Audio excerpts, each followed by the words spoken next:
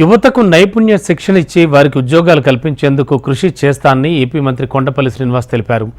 నిరుద్యోగ యువతకు త్వరలో భారీ ఎత్తున ఉపాధి శిక్షణ కల్పించేందుకు ప్రణాళికలు రూపొందిస్తున్నట్లు వెల్లడించారు.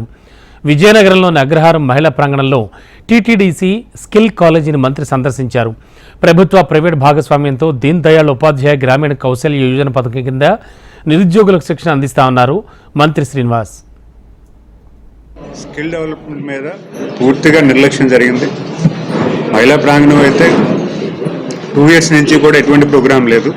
2 years నుంచి కూడా ఎటువంటి ప్రోగ్రాం లేదు. మరి స్కిల్ డెవలప్మెంట్ చూసుకుంటే గత తెలుగుదేశం ప్రభుత్వానికి ఇప్పటికీ చాలా వ్యత్యాసం ఉంది. ఇంజనీరింగ్ కాలేజ్లో స్కిల్ డెవలప్మెంట్ అనేది పూర్తిగా స్టాప్ చేశారు. మళ్ళీ జిల్లాలో ఉన్న స్కిల్ డెవలప్మెంట్ ఎటువంటి ఉన్నాయని చూస్తే అవి కూడా ఏదో 30 మంది 70 మంది చాలా చిన్న నెంబర్స్తో ఇక్కడ ట్రైనింగ్ జరుగుతుంది. కొంతమంది పబ్లిక్ ప్రైవేట్ పార్ట్నర్షిప్లో కూడా చాలా బాగా చేస్తున్నారు.